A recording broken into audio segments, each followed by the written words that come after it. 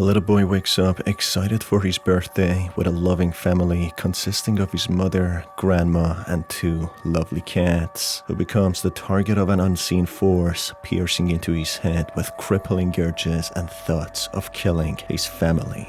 Hi folks, I'm R, and welcome to Good Boy, a game which makes you question if the actions the protagonist takes makes him a good boy or a bad boy. Keep in mind that this video will have spoilers, and with that said, let's begin.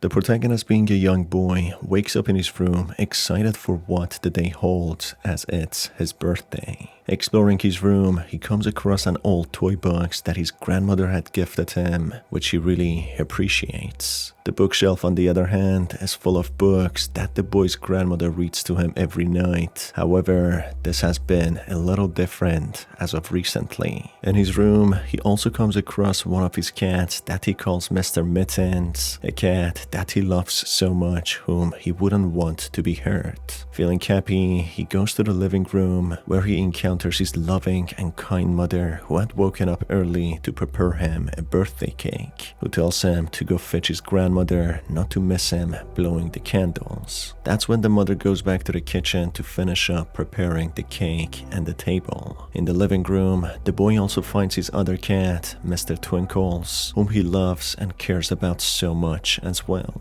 In the living room, there are a few drawings sketched by the kid, drawings of himself and his mother, his lovely cat, and a striking drawing of his grandmother, uniquely drawn in red. Looking at the sketch of her, slouching over in a bizarre manner, as if she is not in control of her own body, the boy whispers in a sad, confused manner that this is a drawing of his grandmother, clearly portraying something is not right with the grandmother, whether old age-related health problems, which the boy doesn't understand and finds unsettling, or different surreal terrifying factors which have caused the grandmother become the way that she is. As the little birthday boy goes to fetch his grandmother, he notices a red glowing light leaking through the gap of the door. Opening the door, he enters an eerie room filled with red light coming from the fallen bedside lamp, with no furniture to be seen anywhere, creating an unsettling atmosphere. The boy doesn't see the grandmother, but instead hears her cracking voice, asking who has visited her, something that startles the little boy. She refers to the boy as her good boy when she slowly emerges out of the darkness, resembling the drawing the boy had sketched of her, being slouched over, with her seemingly not in control of her own body. The grandmother, in a monotone, sinister manner, instructs the boy to go to the hall and collect a special gift that she got for him, a gift specifically acquired for the boy's birthday. As he does so, he comes across a large kitchen knife stuck on the floor, which the boy doesn't understand why the grandmother would get him this, something that he doesn't like to play with. The boy nonetheless picks up the knife to maybe bring it to her grandmother in order to figure out why she got him this bizarre gift, when suddenly the knife causes him to have seizure-like side effects, with his vision going black before losing sense of himself, as if an overshadowing force is clouding over him, taking control of him.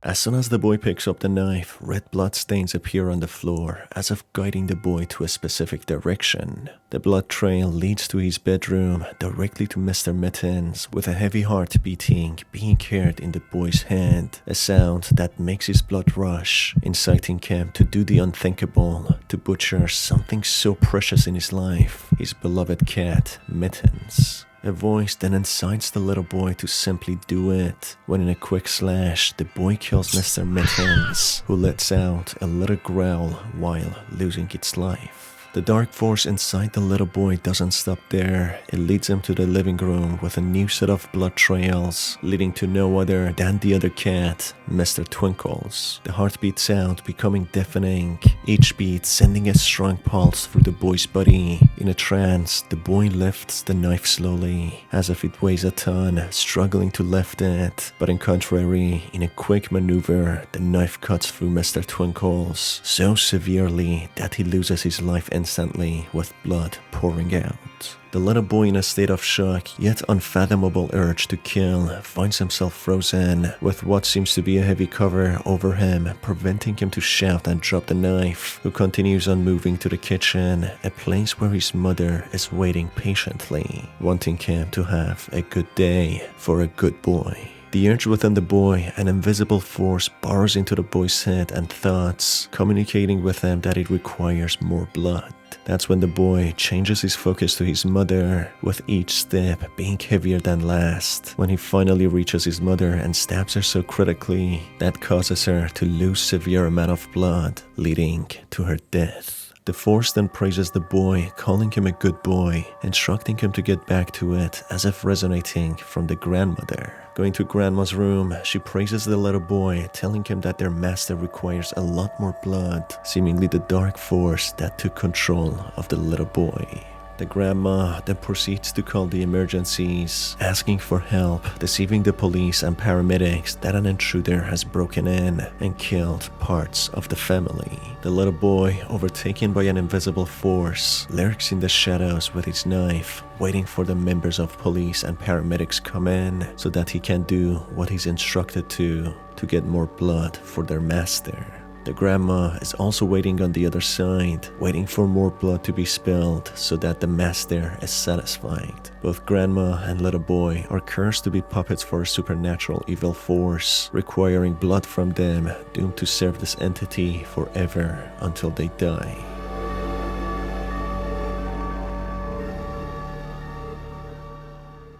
In a different ending, if the little boy decides to go to the grandma's room and butcher her instead, someone who has clearly fallen under the evil force's spell, something completely unexpected happens. The little boy, thinking the grandma is clearly inciting him to commit acts of violence and strike down his members of family, he thinks the best way to combat the menacing force trying to control him is to kill grandma. As soon as the boy kills grandma, he comes to the realization that he didn't feel the remorse he would usually feel. He didn't feel the horror of becoming a murderer, someone who killed his own grandma, but instead he feels the crippling urge to kill more, something he cannot understand.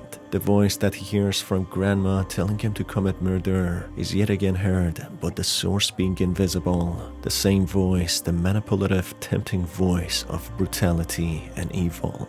The voice, in a mocking manner, tells the boy that this is far from over, and that grandma was nothing but a puppet, with the master, the source of the voice, still being very alive. The voice then informs the boy that it needs a new puppet, when the heavy heartbeats are heard yet again, with dancing darkness growing in the locked room of the grandmother, fully taking over until the boy completely loses the sense of himself and his existence, becoming a puppet on strings for the force to assume full control of. A puppet to carry out all the sinister activities the force requires. And finally, if the boy manages to resist his urges, he goes to his old toy box, a box that was given to him by his grandma, which seems to resonate the sounds of the heartbeat that was rushing his blood, making the urge become stronger and stronger. The boy stabs the toy box, which causes him to teleport to a warped version of his own house. A note is left behind, reading that the boy is clever, encouraging him to play a game with it. The place soon becomes a psychedelic surreal maze, disorientating the boy, making him second guess himself.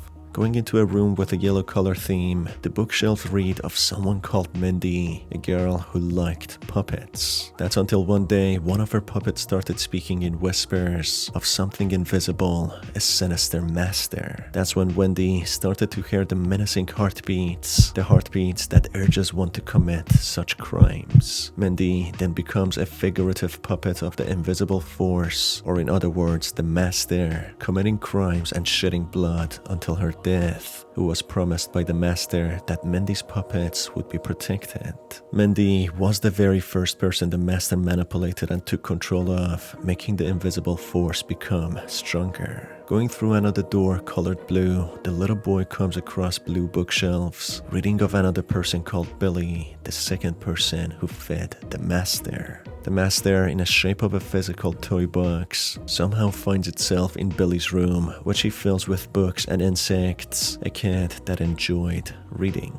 After some time, the sound of whispers are heard yet again, resonated from a spider that he kept in his toy box. The spider spoke of the master, causing Billy to start hearing the heartbeats, the piercing urge to kill and shed blood. Billy, a quiet kid who kept to himself, does the most unthinkable, killing his entire family in a grisly manner. Finally, going through a red door, it leads to a representation of the little boy's house, with the bookshelf speaking that the grandmother, by incident, buys the very same toy box for the little boy. Little boy never puts any toys in it, but the grandma does, which creates the evil bond between the puppet and the master. Grandma, since then, becomes manipulated and controlled by the master, with her hearing the terrifying whispers, then subsequently heartbeats, leading to her become the way that she is, slouched over, residing in a dark room, incited to commit violence. The innocent grandma who is possessed also acts upon the master's demands to cause the little boy hear the whisper and become the next puppet or vessel of the master. The boy, having heard enough, manages to use 2 keys and lift up a massive beating heart through a pool of blood, which resembles the sound of the beating heart which caused the little boy to lose his senses. In a quick slash, the boy cuts deep into the heart, which causes the voice slowly disappear and everything else go to black, with nothing but the thoughts of the boy being present in an absolute void.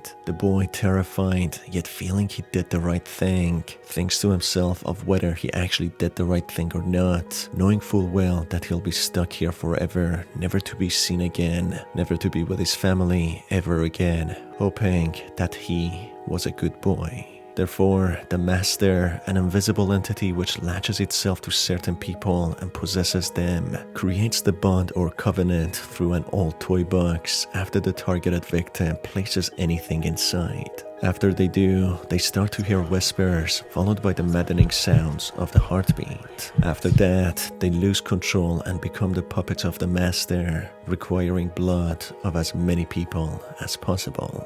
Therefore, the grandma was just another puppet, just like Mindy and Billy, with little boy being lucky not to use the toy box himself, managing to resist the whispers and calls of the master, bringing its existence to a halt, including his own lively presence. And that's it for the end of this video, folks. If you enjoyed it, you can stay tuned for more by hitting on the subscribe button and the notification bell. For more videos like this, or any games that you want to see in the next videos, make sure to DM me or tag me on my Twitter. It's been your host, Dar, and I will see you on the next one. Take care.